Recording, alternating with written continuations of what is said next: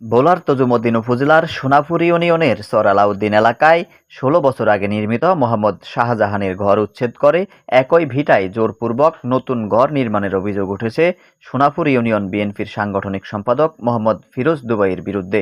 বুধবার ৪ মার্চ এ ঘটনা ঘটে। স্থানীয় হাসিনা বেগম সাংবাদিকদের জানান, আমি মাত্র হারের সাথে না থাকতেন অনুমতি আনছি মোল্লা স্যার আমারে দিয়েছে মোল্লা স্যার আমি রাখুন, যদি তোরা রাজ দলে থাস ভাগে থাস তাহলে কি হবে। পরে আমি চিন্তা করলাম বইজন আছে ইয়ানো জান না তারা জমিন করে দিছে ইয়ানো রাখতেন না, তখন আমি ভেতর লাগে বাস দিছি দেনের পরে দি গতর উড়ানো চারি টস করে হিটার কথা কইছে কইসারি হিয়ানো টিয়া ফিরিস দুবার রাতে আমি 7 লাখ টিয়া দিছি হুজুলের মধ্যে। দেনের পরে আবার সুমন আছে, সুমনে তাই কইলো কি আমার ভাইয়ে বসরা ইয়ানো বাইরে যে আমরা কিছু টাকা টুকা দিতে হবে ইয়ানো ঘর দুয়ার উড়া মারিছু কি কারু। পরে 7 লাখ টিয়া দিছি স্যার আমারে দিব কই বুঝছেন। দেন পরে ভাইয়া বসরা এগুলো লাগে হিয়াতেন আবার ৮৬,০০০ টাকা নিছে ঘর বিরাট মারি কাটবো ঘর উঠাইবো এদিন কইতে নিশ্চয় হিয়ান হিয়া ৮৬,০০০ টাকা দিছে। দেন পরে যেদিন টাকা নেওয়া শেষ হিয়া 3 দিন পরে সুমনে যদি আমার বাড়ির নামে সুমন হিয়ারে বাংলা নামা দিছে বসলে।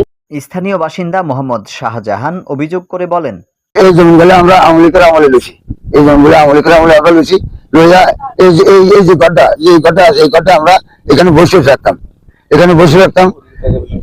এই 5 তারিখের পরে ফিরোজ ভাই আয়া আমাদের অনেক নাম থাকছে আমাকে বলছি আমরা বাইরে আরব সাথে গেছি, আরব দেশে গেছি, এখানে বলছি আমরা বিভিন্ন জায়গায় এই ফিরোজ ভাই 4,০০০ টাকা নিচ্ছে, 4,০০০ টাকা নিচ্ছে, একটা বিটা আছে এই যেগুলো আমরা 20 বছরের বিটা এই বিটাটা এইটা তো এখন ফিরোজ ভাই ঘর করা হচ্ছে।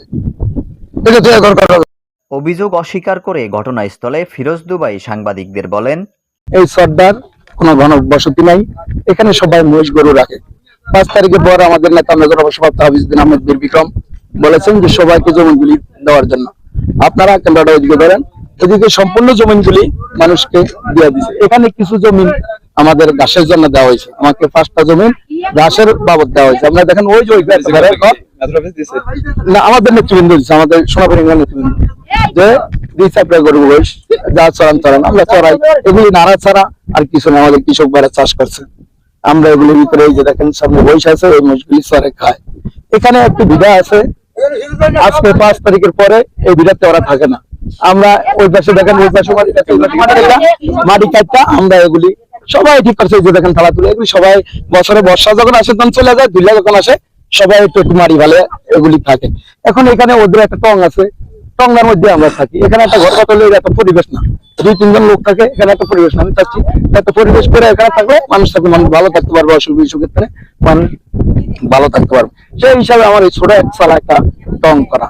আমি 4 লক্ষ তো দূরের কথা, 4টি পয়সাও যদি ওনারা আমার পর মানাদি টাকাইতে পারে 4 লক্ষ টাকা আমি 4 কোটি টাকা তাদেরকে দেবে থ্রু চ্যালেঞ্জ। এ বিষয়ে সোনাপুর ইউনিয়ন বিএনপির সভাপতি জাকির হোসেন মনুর কাছে জানতে চাইলে তিনি সাংবাদিকদের বলেন, সাময়িক সমস্যার কথা আমি শুনছি।